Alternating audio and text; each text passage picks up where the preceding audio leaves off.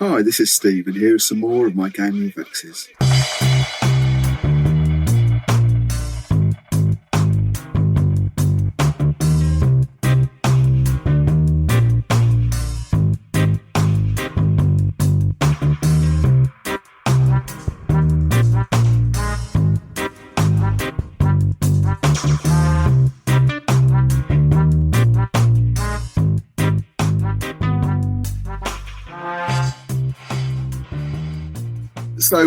So thanks for taking time. Thanks for getting up in ridiculously early in the morning, Tristan. Not at all. So we're going to have a bit of a chat about Soulbound today.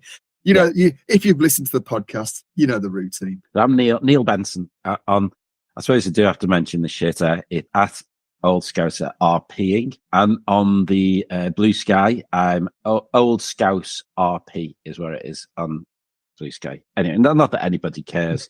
Nobody's going to type that in. And I'm something similar on Mastodon as well. So there you go. Tristan Arbor, live in Japan, run a lot of campaigns at the moment on Blue Sky now, as an alternative to X. At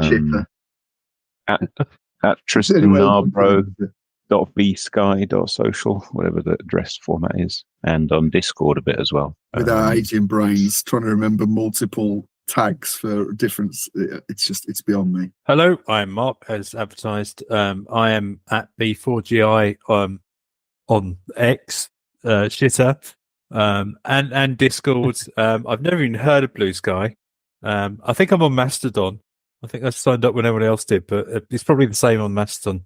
I'm out there somewhere. That's what we can find you if they need to. So we played through, I think, it was a reasonable sort of series of Soulbound. Mark will know this. I get the sense that Mark probably is pretty much abreast of, the GW things that have happened. Neil less so. Yeah, there. Look at all this. Look at all that crap he's got in the shop behind him. There it is. Wow. Okay. I've got my. Are you such a nerd, Mark?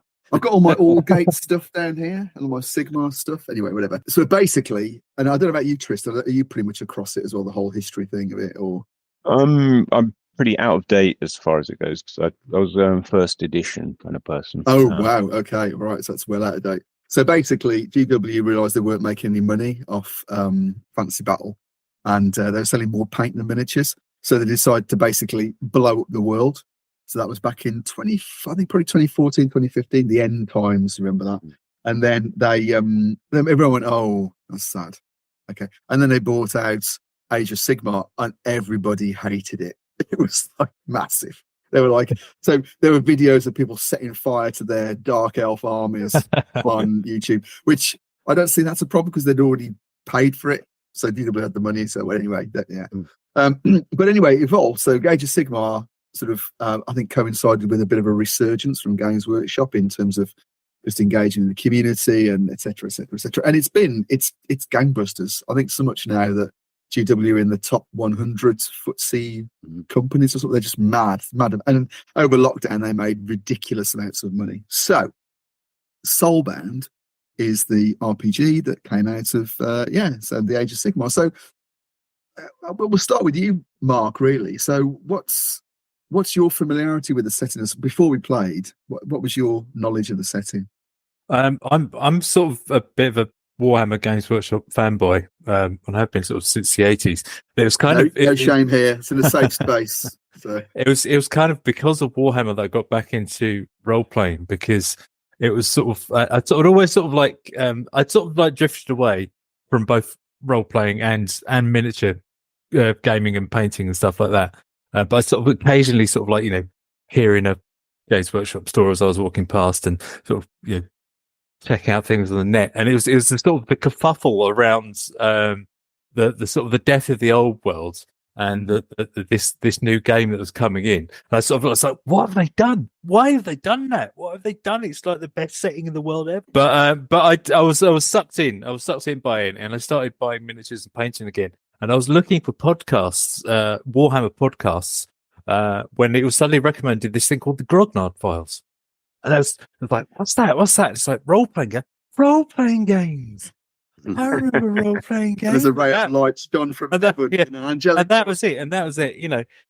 thousands of pounds and hundreds of hardback books and boxes later, and here we all are. Yeah, I'm quite familiar with it because I paint miniatures and stuff, and I'm into the tabletop game, and I also read the Black Library novels as well. So I'm sort of fairly well versed in it all. So I was quite excited when they announced that they were bringing out the role playing game for it, because I thought. Because it was kind of at the time in the first edition of the tabletop game, there wasn't a lot of background to the Mortal Realms at that point, and it was kind of almost like there was like two armies on a sort of featureless plane just fighting each other, and it's like, how could you have possibly destroyed the old world for that? It's just like, it's crazy. There's nothing there. It's just like it's just epic battles. It was just like, it was just like a tabletop war game rather than sort of setting. But then when the second edition of the tabletop game came out, they sort of realized they need to sort of like focus on, what was everyone fighting for? Where were the humans in all this? And what's it like to live in the Mortal Realms? People need an excuse to kill each other, is what we're saying. Yeah. And so it was I was looking forward to Soulbound, because it would I felt that sort of like Warhammer came alive through Woofrup. There was that really where you sort of like got to experience what it was like to live in the old world, and I was hoping it was going to do the same. How horrible it was. Yeah, and how horrible it was, and hoping that Soulbound was going to do the same thing again, and you'd get to explore these things that you don't necessarily need miniatures for. Yeah. And so it would sort of develop into this sort of character place that the old world became. So I suspect that there's going to be a continuum here, and I think you're probably on one extreme. And let's go to someone who may be on the other extreme. Neil, what about your awareness? I mean, zero, really. I guess. I mean, you couldn't have been a gamer in the 80s without knowing about Warhammer and Games Workshop, of course. But I think the Warhammer thing largely passed me by. I didn't really. I don't know. I think it was initially because it was like a battle game, like a war game, and I had relatively little interest in that. I need to buy it at the time. It's expensive. It just, I don't know. I mean, I thought that like the cover on the first edition box was really good, and and I like the styling of it from the start. Really, I suppose I played Warhammer role playing game when I was at university in the early 90s. Played a bit of that. But I've only really kind of dabbled, and I've played it a handful of times. So we played Warhammer Fantasy Roleplay. Obviously, we played like a sort of mini campaign ourselves, didn't we? Yeah, that was great. It's good fun. That was really good. So I do like. I think that set in the old world setting, as much as I know of it, is fantastic. Very flavourful, and all the the Germanic naming and so on, and styling to it, I think is fantastic. But in terms of the new, I mean, a thing that always put me off was the people talk about chaos spiky death thing, orcs with a Z and stuff like orc boys with a Z and all that nonsense, and I just all that stuff kind of put me off the whole, that silly side of. Well, orcs with a Z, that's the Warhammer 40,000. Okay. Actually. Yeah. Oh yeah, I was gonna. Glad that you jumped in there and corrected him. So I know. I mean, relatively little, other than about Soulbound, other than what I've been told in like preparation for this game. I do remember it's I think it was UK Games Expo before. It must have been 2019, and they had this like massive diorama, huge thing with loads of Age of Sigmar miniatures on and stuff like that. It was absolutely beautifully painted, looked absolutely amazing. But that's it really. Until you came into it with like whatever. Yeah. Fair enough. That's okay. I mean, I thought it looked interesting, and it definitely is. But I was bamboozled is an understatement in terms of the lore. But we can perhaps reflect on how much you need to know about the lore. I.e., next to nothing, really. So, Tristan, whereabouts do you fall sort of between the poles of Mark and his fanboyism and his studied disinterest? Somewhere in between. I moved to the UK in the mid-'80s, so I missed out on the golden era of White Dwarf, and Games Workshop was definitely working its way towards becoming a miniatures empire. At the time, we were moving away from role-playing games to box sets of miniature battle games. So it was all Space Marine and Dark Future and all those kind of games coming out. Dark Future. Um, No, there's a awesome. game. There is but a game. I did have copies of the original tabletop Warhammer, and I bought first edition Warhammer as well. So I like that world. So it's fun coming back to it and discovering that there's been lots of changes in the background and seeing how they made up an entirely new version of the prehistory. Fun, especially seeing all of the Realm of Chaos stuff turned into something completely different. It's totally evolved. Absolutely. So I think I'm probably sort of more towards your side of things, Mark, in as much as when Age of Sigmar came up, when they were blowing up the old world, I was never really interested in like the fantasy battle side of things, because I just didn't like what they call rank and flank, like square based stuff. Whereas I always liked to play a lot Warhammer 40,000 because it was little round bases. And I said, if they produce a fantasy game, it's all on round bases, I'll give it a go. And so I sort of got in when it started, and I watched with bemusement the general wailing and gnashing of teeth on the internet, which was most entertaining to watch. I mean, Schadenfreude doesn't cover it really. It was brilliant to watch it all. PW tried to make it its own thing. So basically, the sort of the setting of Soulbound. I mean, the Mortal Realms, which is the sort of the world of Age of Sigmar, is intentionally vast and could be anything really. And again, that's what they want. But Soulbound itself is much more focused in, and there's a lot of focus on the realm of fire, so Akshi, and also the realm of life, realm Byron. But the whole idea is that Chaos took over, Sigmar retreated into his city, and Chaos almost took over. And just at the last minute, he launched forth with his Stormcast Eternals, essentially Space Marines, fantasy Space Marines. Of course, don't at me, Games Workshop. I don't care. That's what they are.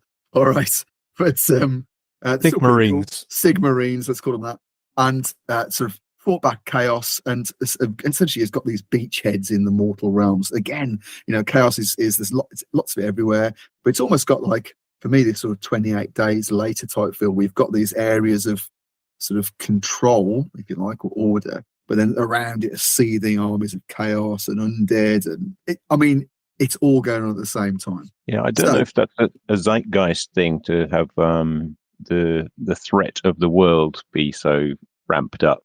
As you say, 28 days later, I think that's something that reflects the times, and maybe that's a zeitgeisty thing that they're achieving in the Age of Sigmar. Well, you could argue that GW has always reflected the world around them, especially not least with like some of the human Judge Dredd and early fancy role play and that sort of thing. So I suppose, what's your feeling about the setting itself? I mean, say you've touched on it, Tristan. You came into it with a little bit of knowledge, but I think the aim of the box X we played through Soulbound, the starter set, the aim of that is to introduce you to the setting gradually.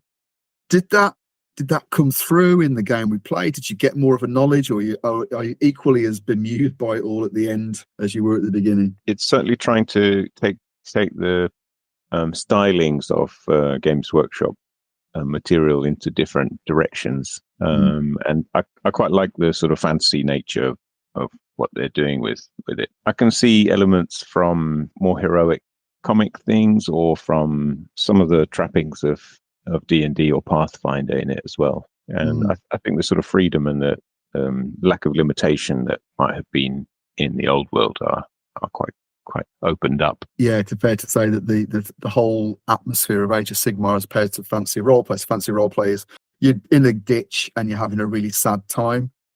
Whereas in Age of Sigmar, you might be having a really sad time, but you're doing it with lots of style and lots of shiny armor and massive swords, or whatever your weapon of choice is, of guns and things. So it is much more high fantasy, heroic fantasy, that sort of thing.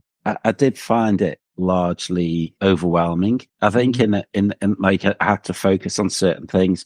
So you the way it was set up in Foundry, it was really well organized, and I could, get the bits and pieces of info I needed. But like for my character class, I was a Black Corsair. I don't know if I ever read just that, all the info. It's just way too much. And it goes into, it does say a few things that are really useful and relevant. And then it goes into chaos of Zoing and what's his name of Zingbat and stuff like this. And all of a sudden you're kind of like, yeah, okay. Like it does feel like it's a game for people who are really into, already invested something into that, the setting, whether it's, through the Age of Sigmar, is it skirmish game? I think it is, isn't it? Something like that. Well, skirmish game, a few miniatures. You could have hundreds of miniatures. Okay, so maybe not a skirmish game, but at its heart, it was a skirmish game. Yeah, and I think it's in like any game. I mean, I'm not one for, as a player,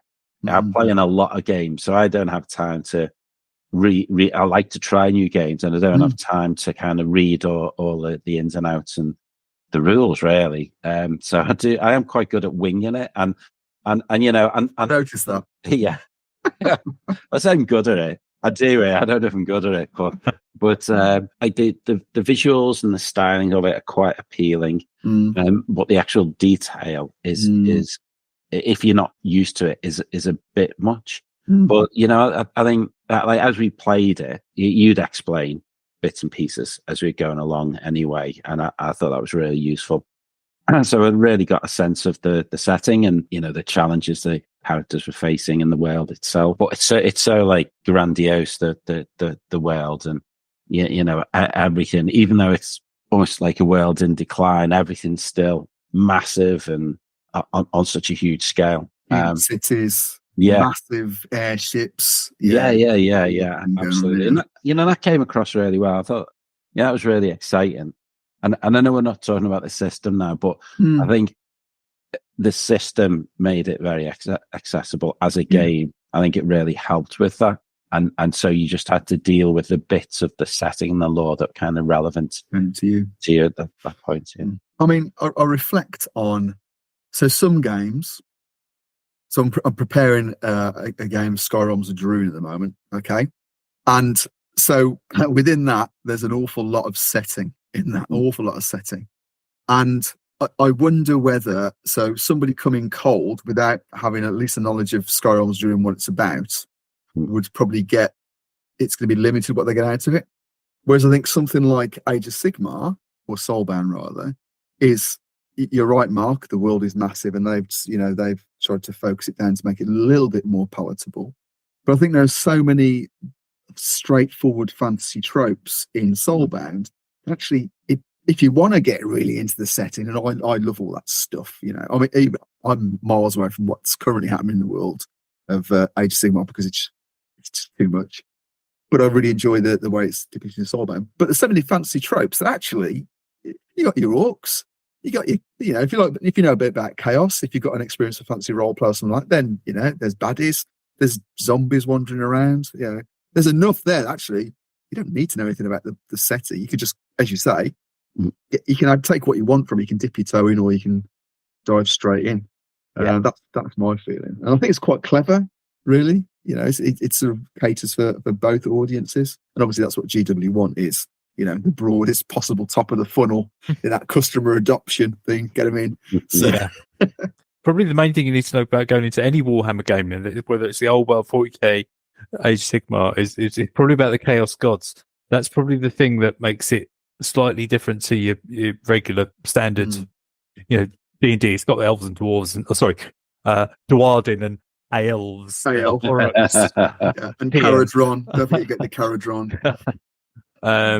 But I think the thing you probably need to get a handle on, which is probably fairly simple, is the Chaos Gods and the way they influence them, what the four Chaos Gods do, what their remit is and kind of stuff, and what they're trying to achieve. But yeah, I think like you say, it's everything else is pretty much, if you've played fantasy tropes, you'll be quite at home. Yeah, so like the setting, I think it's. I really like it, and I think, as you say, you don't have, as long as you enjoy gaming, then I think you could probably give this a go. Actually, I think if you know a bit about orcs, a bit about, if you want to know about Chaos Gods, as you say, Mark, you can get into it. So we played through the Soulbound starter set, and there's like a mini campaign, if you like, within that called Faltering Light. That's meant to be something that it's it's described as something where you can pick it up and you can start playing, and actually it tells you a lot of what you need. If you're running the game, it makes it very simple to say, this is what you do, this is how you do it. And so as someone who's run a lot of games, I probably didn't get the benefit of that. But from your perspective, what do you think, and again, we played it on Foundry, so we had a lot of this support, and we had the official modules on Foundry, so there's a lot of that stuff in there. What were your thoughts about the filtering, like the scenarios we played? That was the sorry, Mark. That was the first one, was it? Yeah, so we played 2 bits. So yeah. So the Soulbound starter set has got filtering light, which is the bit where you went into the city and sort of looking for trying to open the realm gate, etc.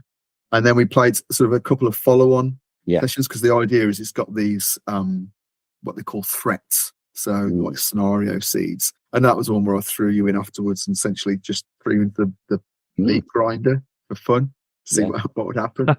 So let's talk about in 2 halves. Let's talk about the filtering light, the first bit. What did you think of that? I sort of questioned who is this aimed at? Who is this being marketed to? I've got a very, very strong sense that it was for people transitioning in from D&D because of the inclusion of a dungeon in it. From my knowledge of Age of Sigmar, a dungeon is not the first thing I would think of to sort of showcase the mortal realms. Really, I mean, they're obviously in there, but it was essentially a dungeon crawl. There was a bit of role play, a bit of city action, and then a sort of quite a lengthy combat orientated dungeon crawl, which is essentially it's Dungeons and Dragons, isn't it? But with sprinkling of chaos gods on top.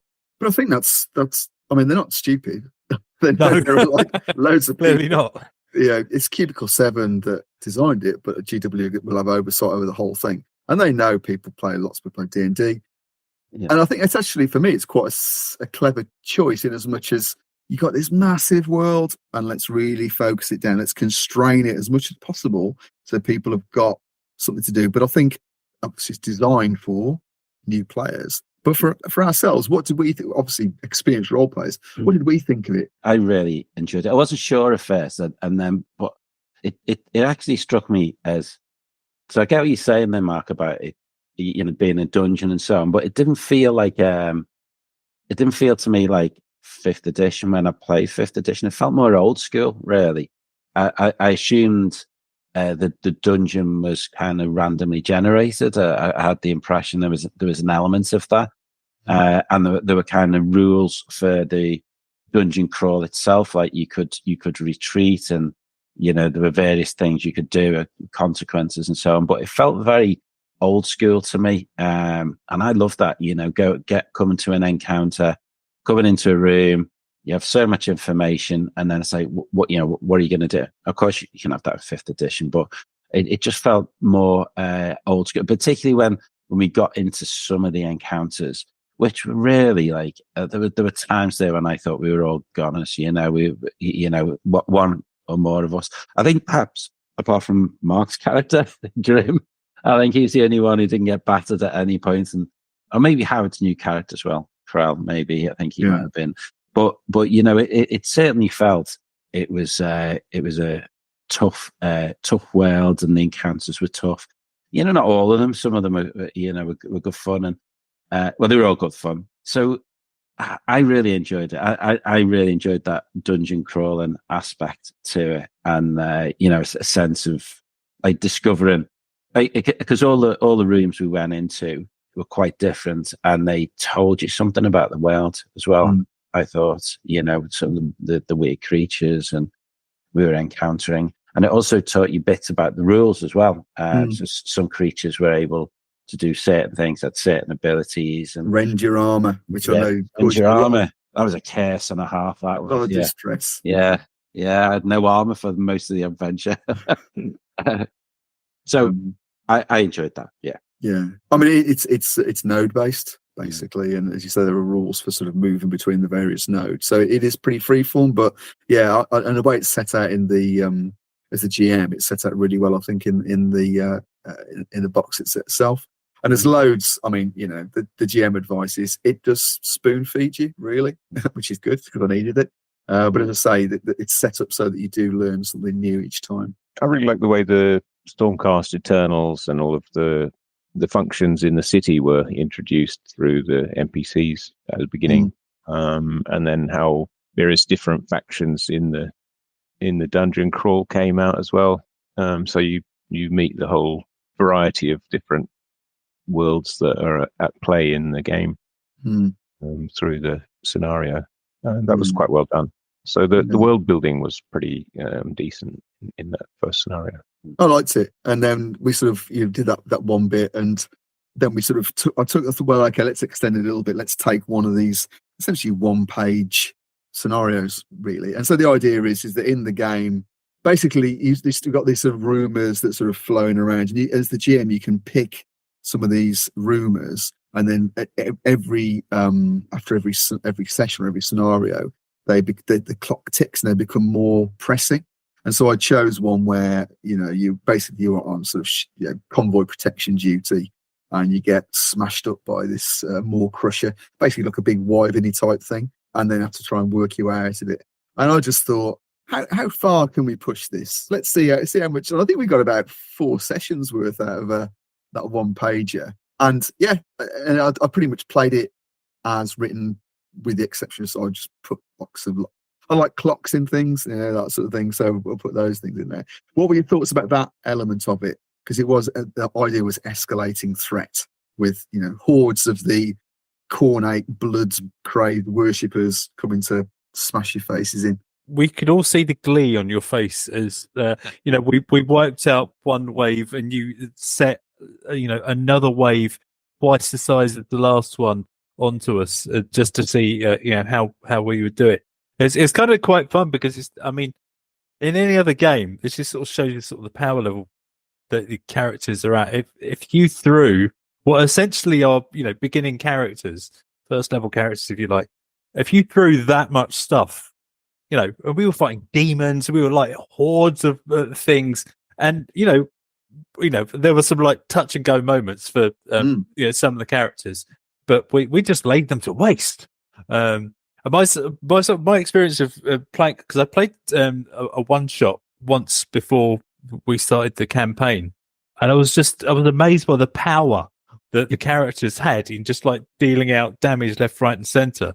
And I kind of got the same sense with this. Certainly with my character, I was playing a Caradron Sky Warden. Yeah, dwarf dude with a gun. Yeah, basically, yes. Floaty dwarf with a ray gun, basically. Laid waste every time he rolled dice. But I think the different archetypes, which are the character classes, essentially, I don't know how balanced they are in terms of their fragility and stuff, because I don't think balance is a concern. Let's be honest. I don't think they spend. I don't think they've got a spreadsheet like which is the coast of rumored to have, where they balance everything. I think they just went, yeah, that's cool. Although you were laying waste, as you said, Neil. Characters. We'll come to this in a second when we talk about rules and stuff. But there was threat. There was jeopardy, because we had one character die, definitely. We had another character. Was that the one who got turned into a beast man? Was that something else? That was another one, wasn't it? I think we lost 2 characters, didn't we? Yeah, because I ended up having to shoot one of the characters after they turned into a.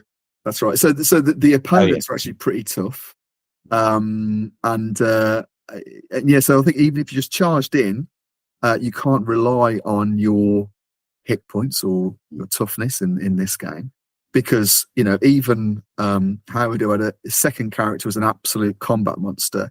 He was laid out several times and on the verge of potentially dying. And I think what happened was they got this thing called Soulbound points. And is it Soulbound? Soulfire. Soulfire, that's it, yeah. Which essentially they're like hero points you can use. But again, that's a very limited resource, and so you can't be sort of throwing those around left, right, and centre. So yeah, it was interesting. I'll talk a bit more about it later. About I prefer it to D&D 5th edition, let's say, because of that. So what about your thoughts, Neil and Tristan, in terms of that sort of second, this is the bit when you were fighting off the hordes of chaos? If I go first, I'll be a bit briefer because I missed 2 of the sessions in the middle. So before the major escalation, I was off on business trips and had missed that bit. So I saw the beginning of the escalation and the escape from the surface with the airship. It was great fun. I enjoyed the parts that I could attend, and having lots of stuff thrown at you and still surviving seems to be quite a general trope in this game. The heroic nature of the play is quite a lot of fun.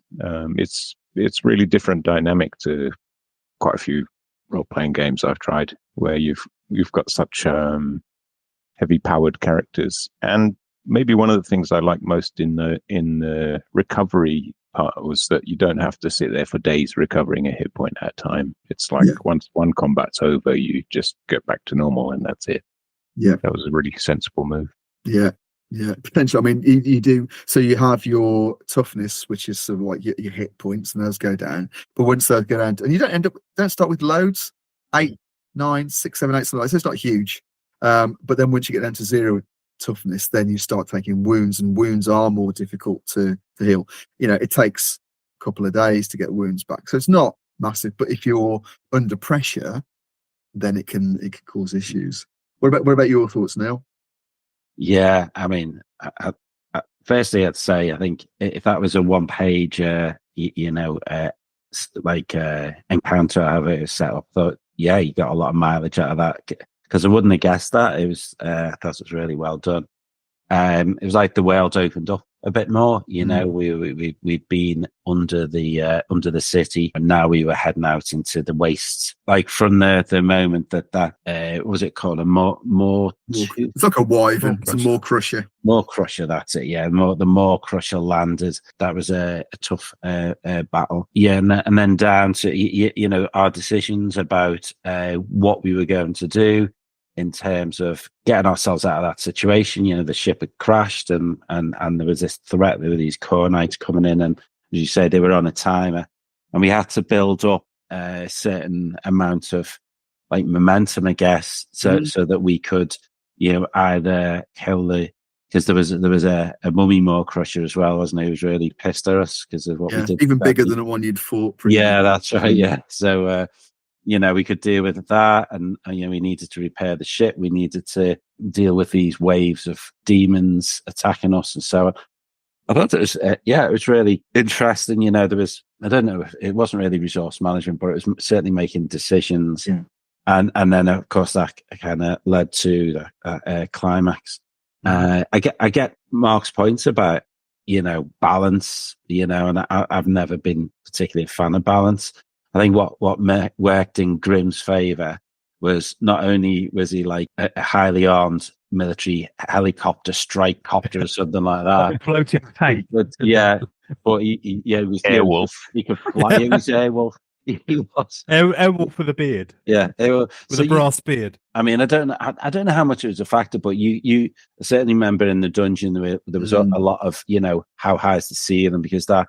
And you could get out of reach of melee attacks, and then you had your weapons were often range weapons. And I mean, thankful, it was great that we had your knights, but then if you look at Howard's first character, he was, I think it was like some kind of thief, sneaky character, Howard does excel in choosing the most vulnerable characters in any.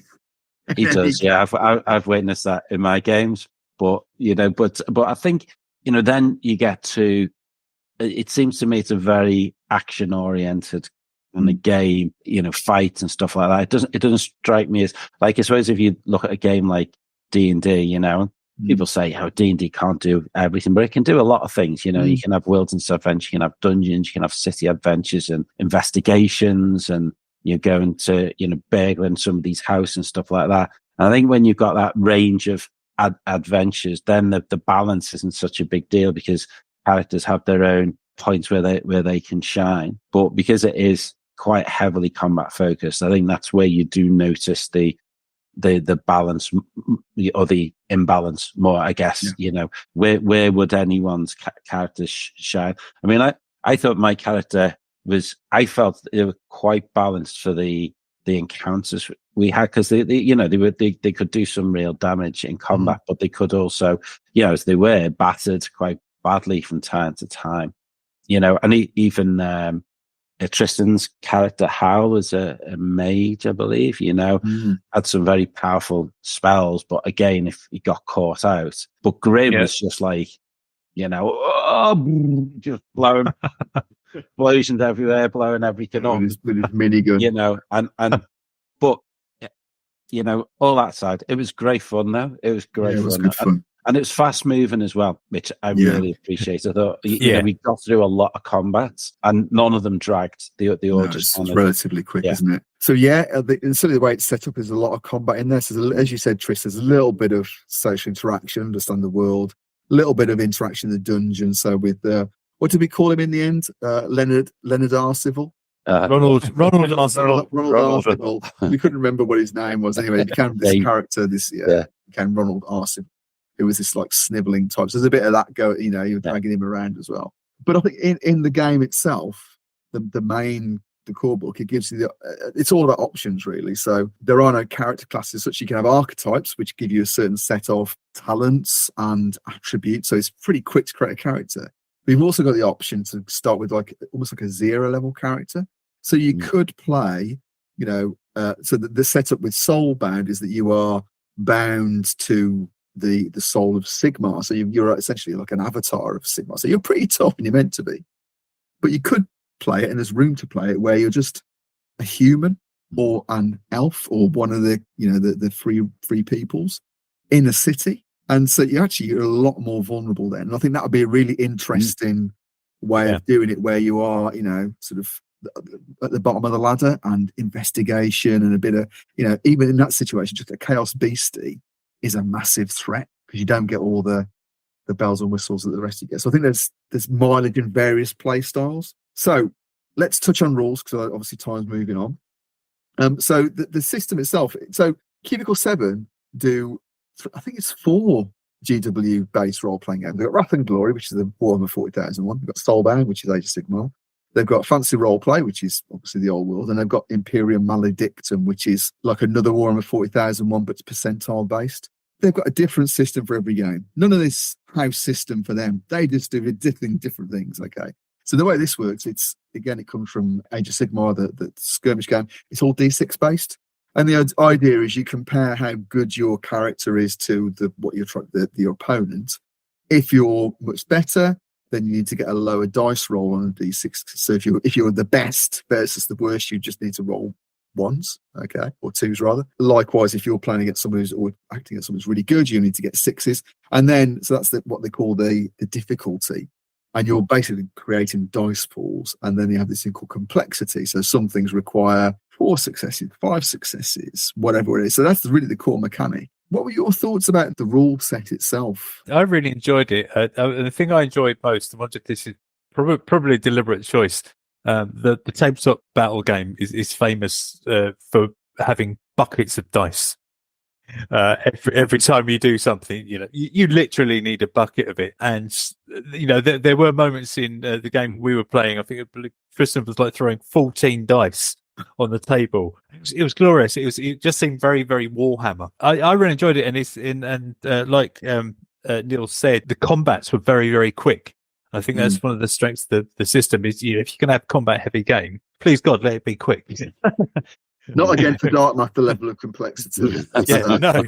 So I really enjoyed it. It's quite intuitive once you get your head into it. I think it's quite easy to pick up. I've always had a problem with VTTs because they do so much for you in sort of like trying to actually understand. I'm not sure that I could sit down at a table and play a game and know the rules, having played on the VTT. But I think the Foundry setup. So as often there's the free system, and then you can buy the paid for modules, which sort of add the extra bells and whistles. For me, it's a bit of a sweet spot. So it's just enough automation, but not too much. Yeah, I think you're right in as much as you probably couldn't sit down and play at a table afterwards, but it gives you enough. And so obviously we talked about the dice rules, where the dice mechanic works, but what you then have as well is talents. So which are basically like feats in D&D, which give you different things like ambidextrous or obviously spellcasting or whatever it might be, but they're not massively unwieldy. Some of them you have to read a few times. Go, I'm not sure what ambidextrous. How did that? I know we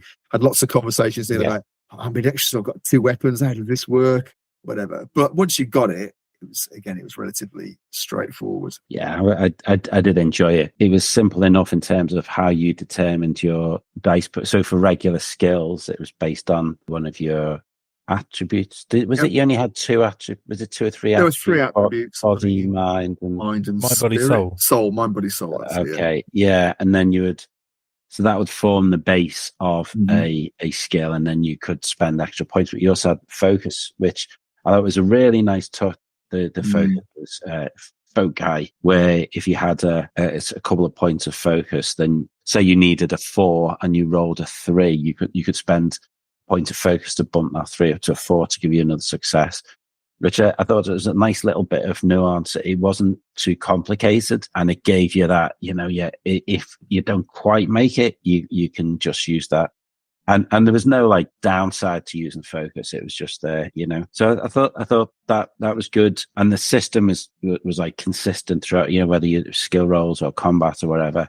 That thing of the target, it looked like a ratio, didn't it? The target colon, the number of successes you need. Yeah. I thought, initially it kind of takes you a moment to think about it, but then after you've played a couple of sessions, you don't even need to think about it. It's just you just look. So the way it would be written, it would be like difficulty number 4, 3. So that means you need to get roll force, and you need to get 3 of them. Yeah. So that's it. So and pretty straightforward. And the Foundry system made that even easier as well. Because a lot of stuff you just click on. I think the talents thing was interesting. Like you say, not too many. I think it's just sometimes working out, how they work. And I remember with the ambidexterity thing and how it interacted with the dual wield thing and so on. And it took me a little bit to get my head around that. But again, the Foundry system handled a lot of that. I think it perhaps would be a bit more rewarding as a game played around a table, if I'm honest, because as a player, you'd need to dig in a bit more and understand just what's going on there. And again, once you've got it, then you've got it then. But, I mean, it was great. It was fast. We go into a combat. There was, there were moments of drama in there as well. Oh my God, I'm going to, bloody hell, I've taken 2 wounds there. Another one of them and I'm down, I'm dead. And, and it was, there was definitely moments like that. Even against relatively lowly foes like the fire spiders that rendered your armor or rent your armor. Yeah, I think that was the thing. It was things that might seem fairly trivial, but they might have just an ability is really nasty, or if they do, they gang up on you or whatever. Yeah. I thought overall, I was impressed by the system. I think what was good as well is that we talked about a lot of fantasy tropes and a lot of stuff in there that if you don't know the background that are going to surprise you, jump up and go, oh, these things, these bird-headed beastmen are going to be easy to take out, and then they proceed to absolutely smash you. They did. They were not be those things. Very good. Yeah. There was that one bit I remember where we were like, I think it was towards the end of the first adventure. We were at the base of the tower, and there were those corridors running around the outside of it, and we came into one room, and there was just like loads of these things. And they could seem to be able to pass through. They weren't blocked by the doors, and you're like, "Oh no, this is," And we all start freaking. Well, I certainly freaking out. Well, they were wraiths, so that's yeah. Well, I think that's the other thing is it does have a feeling of. I mean, I'm sure you get the same thing with Jiroon, because it's not like orc and owlbears and monsters that are known. Every monster, you have got to approach with a bit of caution, Yeah, but great. I thought the system was a real strength for the game. Yeah. I really have to echo Neil's point about the threat level and the peril being really well balanced throughout the game.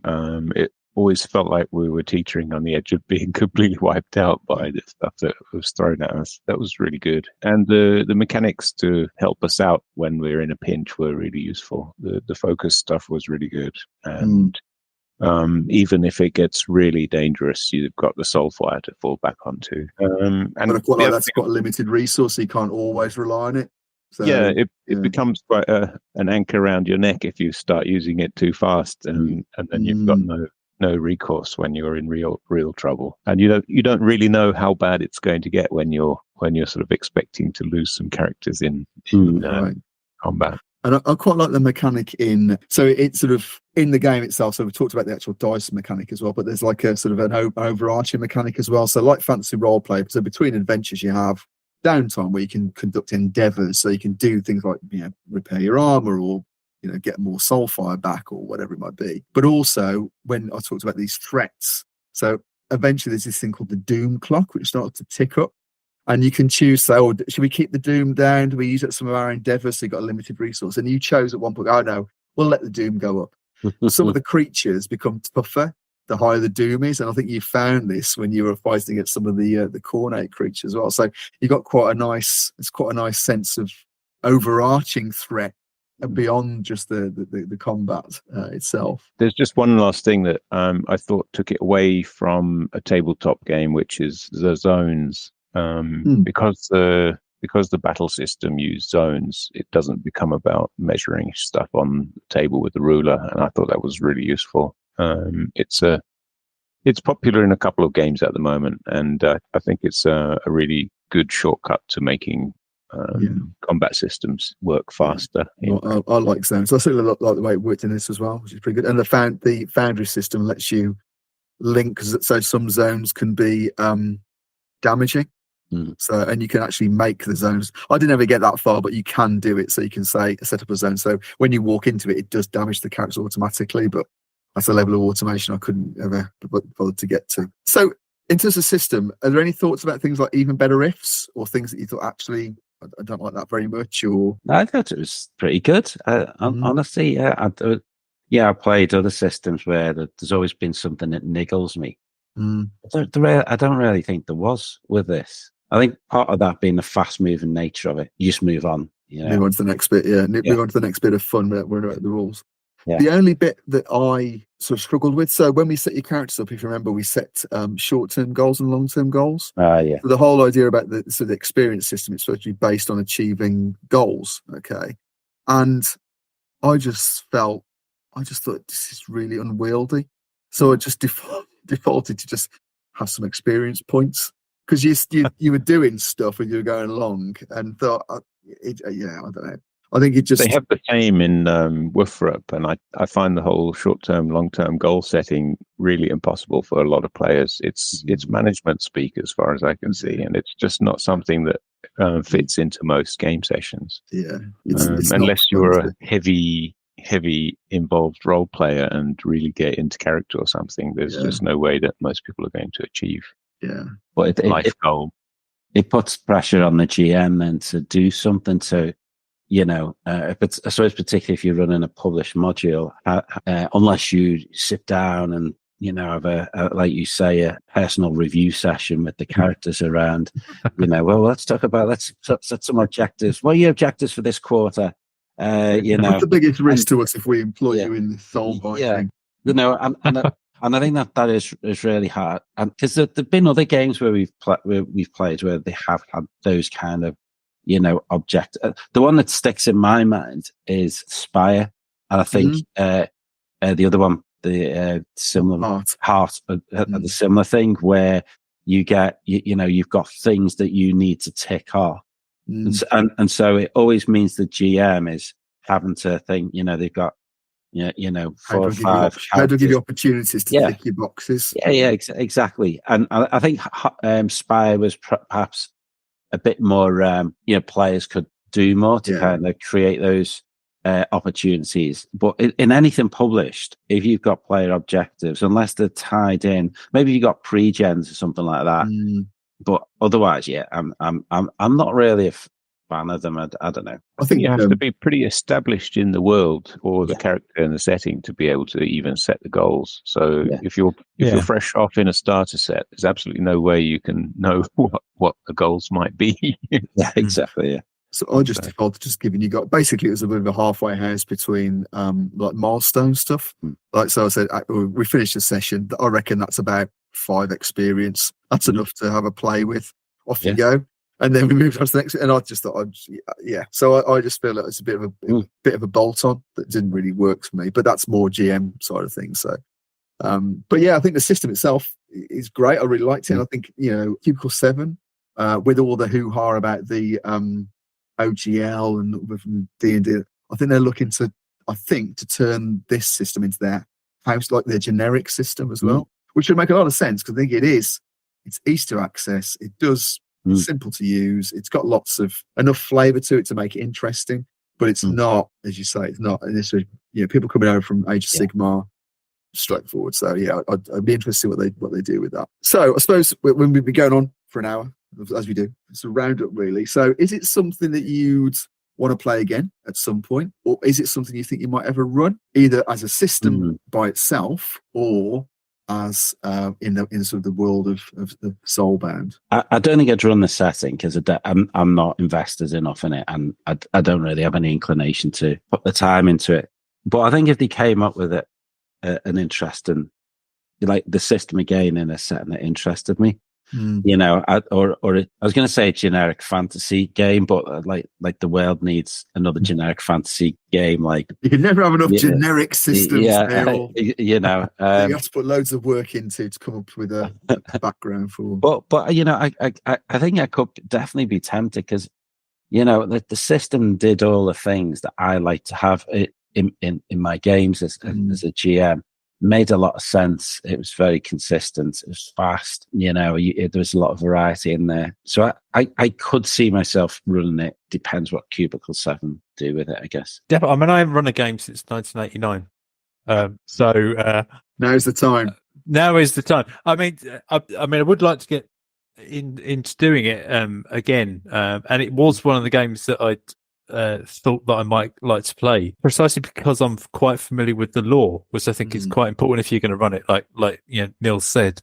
But it was interesting to watch how you were explaining things to Neil and the others when you were talking about stuff that I know about, and how would you communicate this probably quite complicated, deep lore to someone that knew nothing at all about it. So it's a masterclass in how to. Well, I don't know. It depends how much of it actually stuck. Isn't it really? I can make Neil goes, whatever. Point me towards the next thing to hit. Yeah, definitely like to play it again. But I'd really like to explore slightly different ways of playing it. So we've done the sort of the combat heavy thing. Let's try and do an investigation thing, an exploration thing. Let's just see how the game works in those contexts. But I'd definitely play again. I'd love to play it again. Running it, I think I'm too encumbered with the rest of Cubicle 7's output for the Woofer-Up system. They keep putting out new amazing stuff all the time. There's enough there to keep you going. Yeah, and I'm still on the Enemy Within. I'm finishing the last chapter and a half of the Enemy Within. So, but yeah, I did like the way the system works. I'd definitely consider it if I was in the search for a fantasy game, but it's not really the main focus for me at the moment. I really liked it. I was very happy. I've got everything they put out for it, and I think there's a lot of that's often the case. There's a lot of breadth to the world. So you guys are all playing sort of champions of order, but they're also champions of death. So you can have play vampires and not angsty, pretty shirt vampires, but bite your face up vampires, and all the other various horrible beasties that sort of exist in that world, and also destruction. So you could play orcs, trolls, all that, and with all the ridiculousness that goes with that. And they're going to bring out champions of chaos, so you can play chaos warriors as well. So but that's the sort of high fantasy stuff. I think there's a lot of potential there. If I was going to run it again, I think I would do it as low powered. So I would say actually, you're not in a Soulbinder. You're just maybe the City Watch, which is a really pretty classic fantasy role play type thing, but City Watching one of the cities. For investigating. So the Stormcast Eternals are doing their things up here. You see the Soulbind, the Soulbound sort of doing their stuff, and you're there trying to fight a bunch of Skavens in the sewers or something awful. And I think the system would scale pretty well to that. So having one or two talents, you'd be amazing. So I think it's one that's back on the rotation. Yeah, As is, I'm in. Yeah, as is Yeah. Forbidden Lands, and because there's quite a few others back in the rotation. But I'd certainly want to review still. I think it's well worth. The Soulbound starter set is a great starter point. You've got enough in there to keep you going. Plenty. There's months and months and months of playtime in that. Okay, all right. Soulbound gets a thumbs up from us. Thanks very much for taking part in the recording, and I'll see you guys soon. Thank you, everybody. Thanks very much. All right. Okay. See you soon. Cheers. See Take you. care. Bye bye. Bye bye.